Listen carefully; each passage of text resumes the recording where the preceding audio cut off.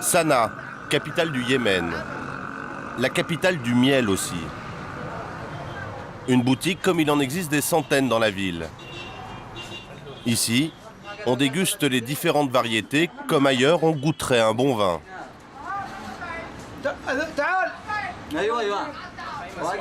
C'est le miel le plus connu. C'est du miel de jujubier, qui vient de la vallée du Wadi Doan. C'est un miel qui coûte très cher. Combien? Un kilo coûte 8000 rials, c'est-à-dire 50 $. Et les prix peuvent grimper encore bien plus haut.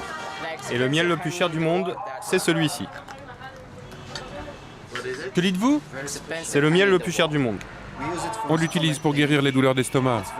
C'est très bon pour la santé. Un kilo coûte 100 $. Ce miel coûte encore bien plus cher aux Émirats et à Dubaï où il est exporté. Sa source, une vallée au milieu du désert. Une vallée perdue et pourtant connue dans tout le monde arabe, le Wadi Doan. Pour rejoindre ce jardin d'Éden, il faut parcourir 600 km.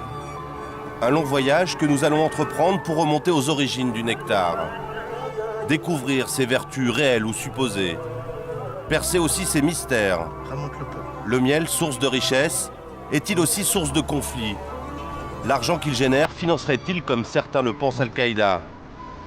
Nous prenons la route pour tenter de répondre à ces questions.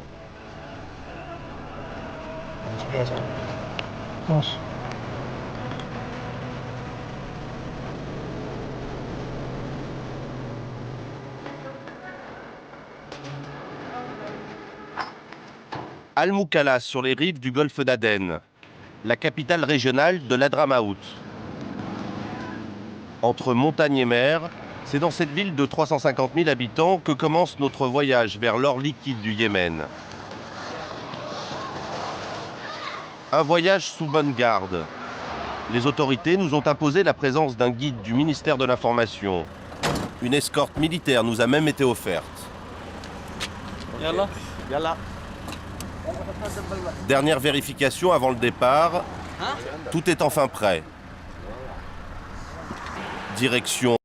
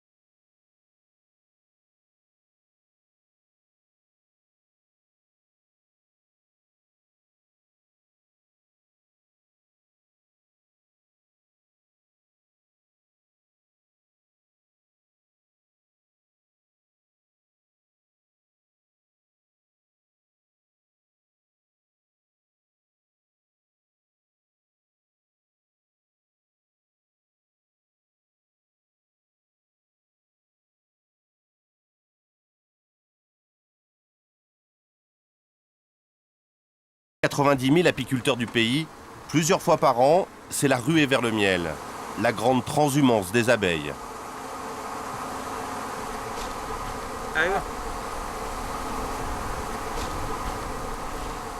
Comme des milliers d'autres, Amer s'apprête à faire voyager ses abeilles. Cette nuit, il va déplacer des dizaines de ruches. Plusieurs centaines de milliers d'abeilles vont pouvoir butiner les précieuses fleurs d'acacia.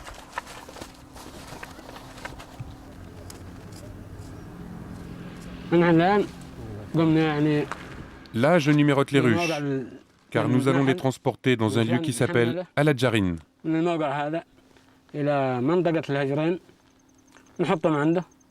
Nous les entreposons là-bas, car la végétation est meilleure. L'environnement est très beau, et surtout, il y a des acacias.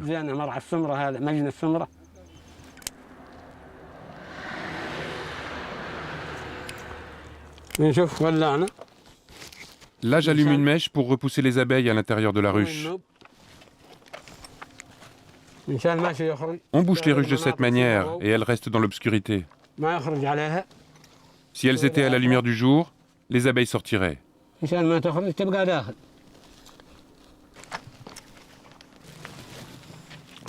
Fais attention, vas-y doucement.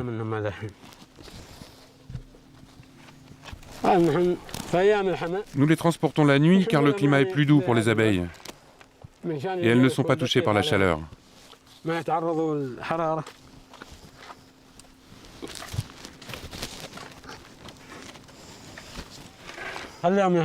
On laisse ça là, bien attaché, jusqu'à demain 5h ou 5h30.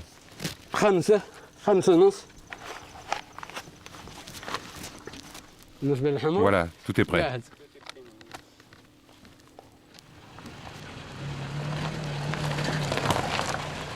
Il est 5 heures le lendemain matin. Amer profite de l'obscurité pour prendre la route. Direction Al-Ajarine, 30 km plus loin. Nous roulons très lentement pour ne pas effrayer les abeilles et ne pas casser les ruches.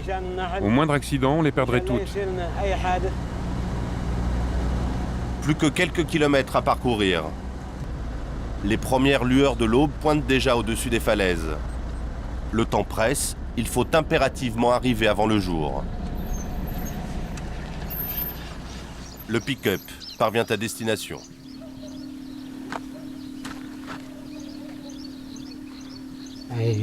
Comme ça, c'est bien. Une oasis de verdure au pied d'un village fortifié. C'est ici qu'Amer va installer ses abeilles durant plusieurs semaines. Accompagné de son fils, il vérifie l'état de ses ruches. Soulagement, tout s'est bien passé durant le trajet.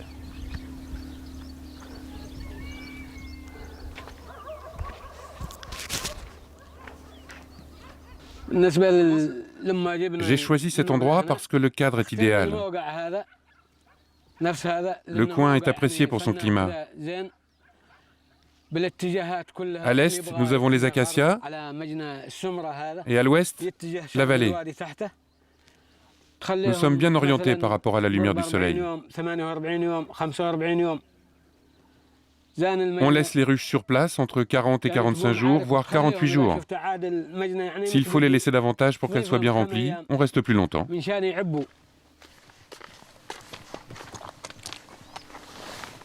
Ça, c'est de l'acacia pour les abeilles.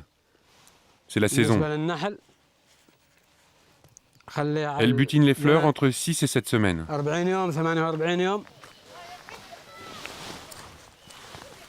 Et ça, c'est du jujubier. Tu vois, le jujubier, ça donne aussi un très bon miel. L'unique, le numéro 1. Ça, c'est le vrai jujubier. C'est ce qui donne le vrai miel.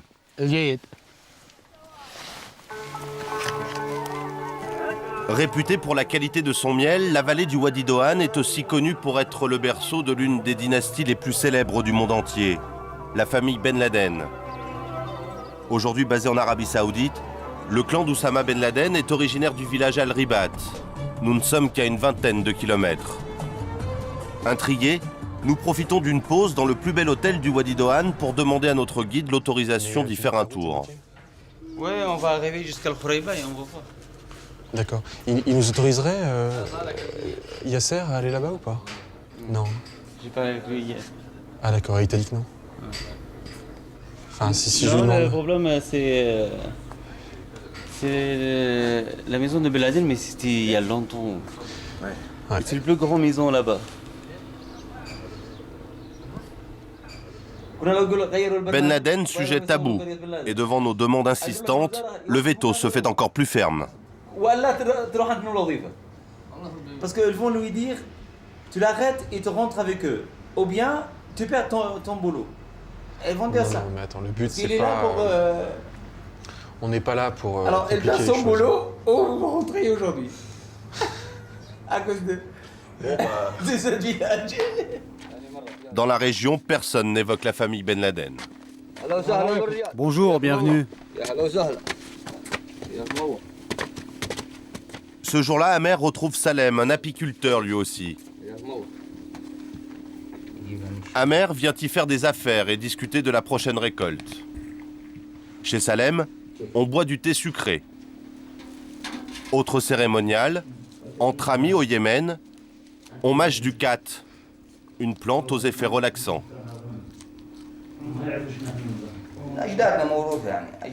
Mon grand-père était apiculteur, mon père aussi, moi je le suis à mon tour. C'est une tradition. Moi-même, j'ai 4 fils. Et l'un d'eux est apiculteur. Quant au miel, il est auréolé d'un immense prestige, un don d'Allah. Pour nous, le miel est un cadeau dont nous sommes très fiers. C'est le plus beau présent que l'on puisse offrir. On n'offre rien d'autre. Et lorsque notre président s'est rendu dans votre pays, il est venu avec du miel et il en a offert à Jacques Chirac. Ce miel, les hommes du Wadi Doan savent tous qu'il vaut de l'or. Pour Amer, la saison de l'acacia bat son plein. Tous les jours, il inspecte ses ruches éparpillées dans la vallée. Ses employés, eux, ne s'éloignent jamais des abeilles. Pas de protection particulière pour ces apiculteurs du bout du monde. Tout juste un foulard autour de la tête pour aller extraire le trésor d'Amer. Les premières galettes de l'année.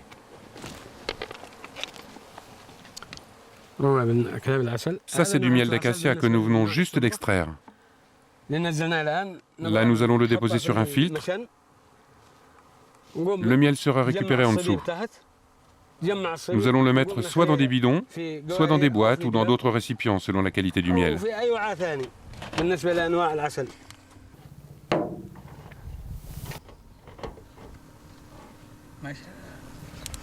Et là, c'est un miel d'acacia de première qualité.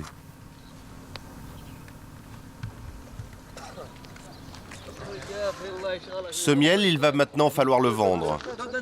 Nouveau poste de contrôle et changement d'escorte militaire. Nous quittons le Wadi Doan. Direction 100 km plus loin, le marché au miel d'Al-Katan.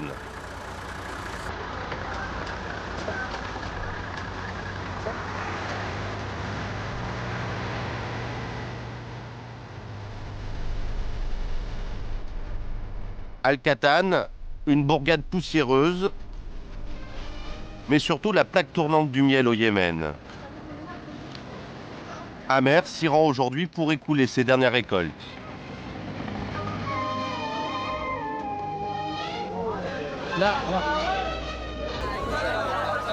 Tous les matins, des commerçants venus de tous les pays du Golfe accourent pour se procurer le précieux nectar.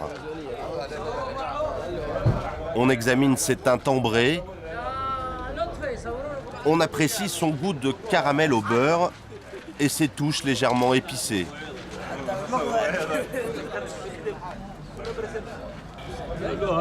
C'est du jujubier? Oui, Ça vient d'où? du Wadi Doan.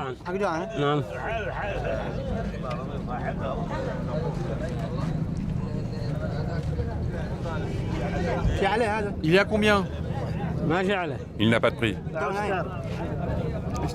Je propose à 20. Pour se mettre d'accord sur le prix, Amer et le commerçant ont recours à un tiers, un courtier. Lorsqu'il relâchera leurs mains, l'affaire sera conclue. N'oublie pas que t'es pas seul ici. Il y a encore de la marge. 26? Pas assez. 27. Pas assez. Je propose 30. Si tu voyais d'où vient ce miel, tu aurais proposé beaucoup plus. Il est déjà bien cher là. Non, c'est pas encore assez cher. Tu achètes à 35? J'achète. Ok, on vend. Voilà un acompte. Et je vais aller chercher le reste. Il y en a combien là? Là, je te donne 2000. Et le reste? Et le reste, je te le donne tout à l'heure. Je suis satisfait de cette vente. Oui, je suis content de l'avoir vendu à ce prix. C'est un très bon miel. Il n'y en a pas de meilleure qualité. Aucun autre miel ne peut l'égaler. 120 € les 2 bidons, soit 10 € le kilo. Amer sait que son miel sera revendu jusqu'à 20 fois plus. Mais il ne se plaint pas. Au Yémen, les salaires des apiculteurs sont beaucoup plus élevés que la moyenne nationale. Pour le miel, encore 600 km pour rejoindre la destination finale.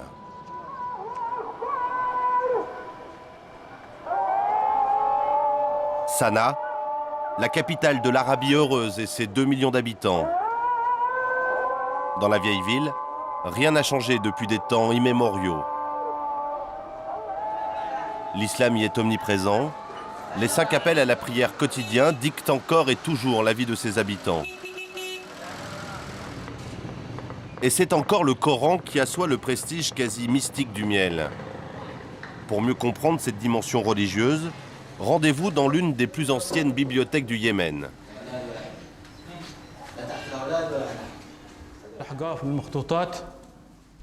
Nous sommes reçus par Abdelkader bin Chihab. Il occupe les lieux depuis plus de 30 ans. Ici, on peut y consulter quelques-uns des 6200 manuscrits.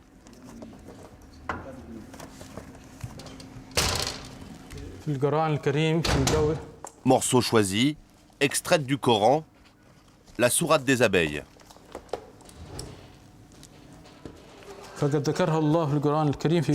Dieu cite le miel dans le Saint-Coran. Enrichissez-vous de miel, celui qui provient des montagnes et des arbres, qui vous permet de changer de couleur et de guérir du mal qui vous fait souffrir.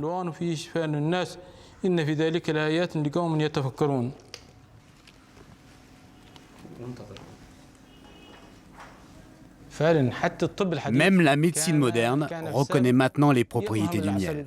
Avant, ils disaient « c'est juste du sucre ». Mais par exemple maintenant, ils reconnaissent que le miel peut guérir les plaies. Cette médecine traditionnelle, elle se pratique quotidiennement dans le souk des pharmaciens. Comme dans le reste du pays, les hommes portent ici la jambia, un long poignard incurvé, le symbole du Yémen. Une trentaine d'échoppes préparent des remèdes à base de miel et de plantes.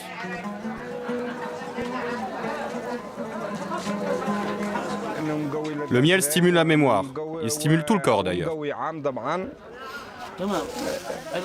Je connais des gens qui ont soigné des inflammations avec ça. Ils vont très bien. Taha Hussein, le pharmacien, propose aussi un remède miracle aux effets énergisants. Il l'appelle le petit déjeuner des rois. Si on est diabétique, on peut prendre du miel?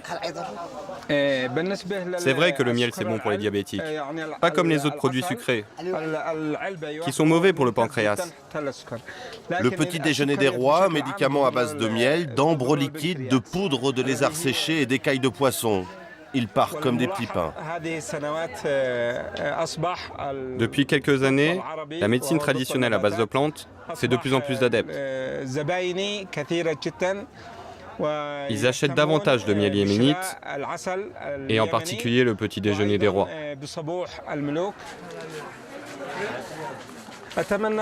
Moi j'aime ce métier depuis mon enfance. J'espère continuer à le faire de manière traditionnelle et ne pas avoir à me moderniser.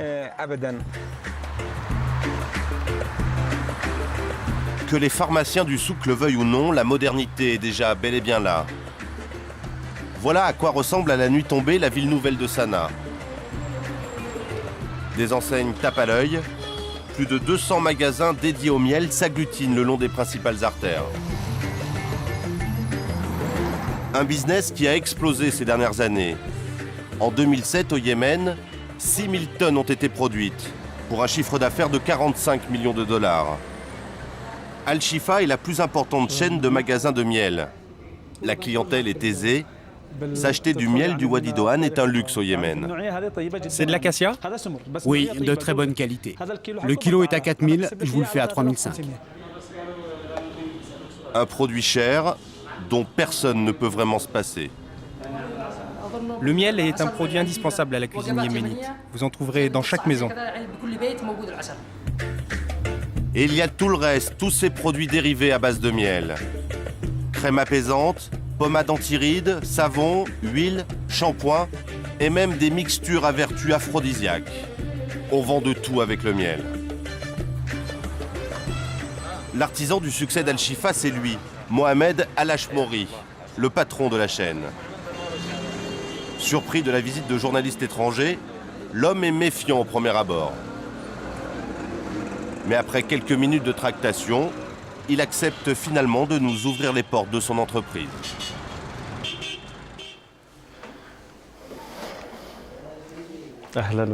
Bonjour. Soyez les bienvenus. Après vous. Autre ambiance, autre savoir-faire. C'est en capitaine d'industrie qu'il nous fait visiter son usine. Al-Shifa, c'est quelques 64 salariés qui confectionnent puis conditionnent les produits dérivés du miel. Tout cela sous l'œil attentif du boss. Mets cela comme ça en une seule fois. Fais ton boulot, fais comme si j'étais pas là.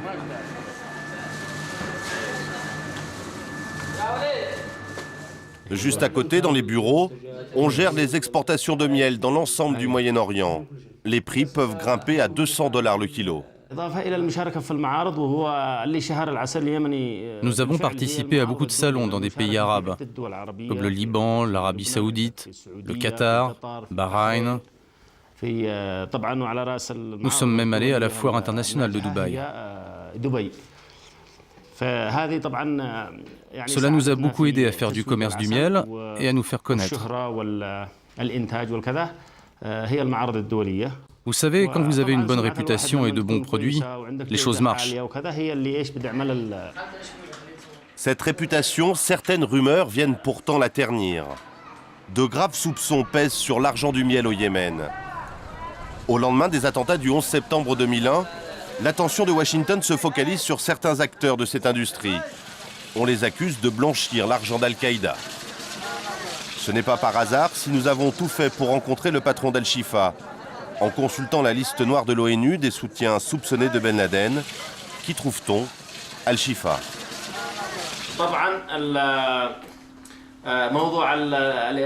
L'histoire du terrorisme ou le fait que le miel soit lié aux terroristes, c'est quelque chose de totalement infondé. Beaucoup d'étrangers sont venus enquêter et même CNN est venu nous interroger. La police politique nous a aussi questionnés en long et en large. Bien sûr, on n'a rien trouvé parce que notre travail est transparent. Nous n'avons rien à cacher. Je mets quiconque au défi, même n'importe quel service de renseignement, de venir prouver que le miel ou les magasins de miel sont liés à Al-Qaïda. Tout ça est totalement faux.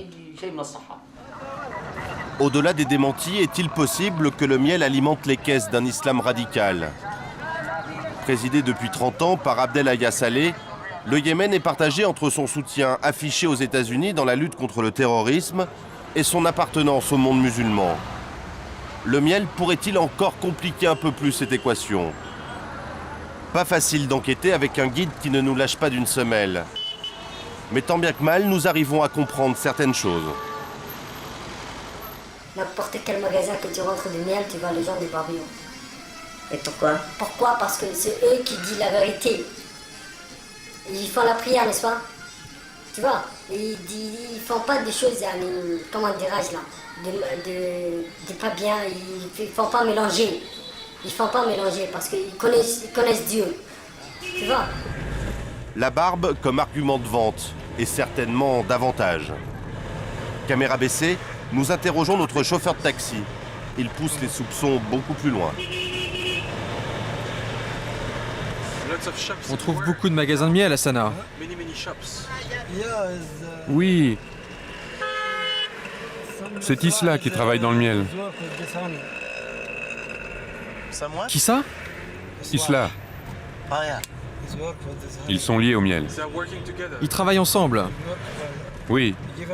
Même dans la région de l'Hadramaout. Dans la ville de Taïs. Beaucoup de villes au Yémen. Vous voulez dire que tous les gens dans le commerce du miel sont des membres du parti Islah? Oui, beaucoup de gens travaillent dans ce commerce. Les gens qui portent une barbe? Oui, une grosse barbe. Le parti Islah est le premier parti d'opposition au Yémen. Jusqu'à sa disparition l'année dernière, son président était le deuxième plus haut personnage du pays. Islah possède des hôpitaux et des universités telles l'université Al-Iman. Beaucoup de Yéménites pensent que l'argent du miel financerait en partie ces infrastructures. Pour en avoir le cœur net, nous nous tournons vers les autorités du Yémen. Toujours accompagnés de notre escorte officielle. Nous sommes reçus par Ahmad Al-Amati, ministre de l'Information. Il est faux de prétendre que le commerce du miel est affilié à des organisations politiques ou à un quelconque opuscule. Mais il est vrai que dans les magasins officiels, lorsqu'on voit quelqu'un qui porte la barbe, on pense que cette barbe signifie l'appartenance à une organisation précise. C'est comme cela qu'on voit l'islam aujourd'hui. Comme vous le constatez, moi-même je porte la barbe. Et pourtant, je suis ministre de l'Information et des Télécommunications. Je suis membre du parti majoritaire au pouvoir. Notre voyage au Yémen touche à sa fin. Beaucoup de questions restent en suspens. Les soupçons qui pèsent sur le miel ne semblent pas troubler outre mesure les Yéménites. À Sanaa, jeudi soir, jour de mariage.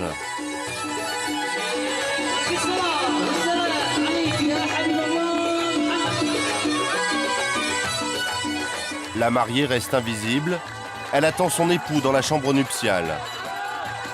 Avant de la rejoindre, on offre aux mariés du miel du Wadi Doan.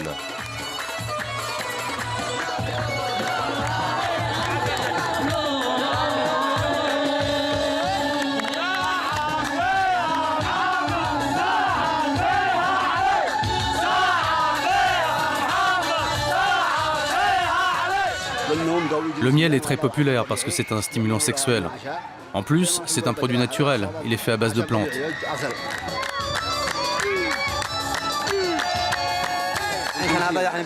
En général, on offre du miel au marié le jeudi, avant son entrée dans la chambre nuptiale. Comme on dit chez nous, ça donne la force.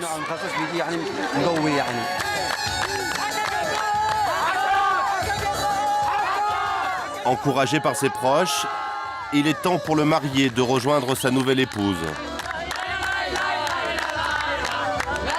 Dans le Yémen du XXIe siècle, le miel perpétue les traditions. Peut-être parfois pour des buts obscurs, ce soir, surtout pour le meilleur.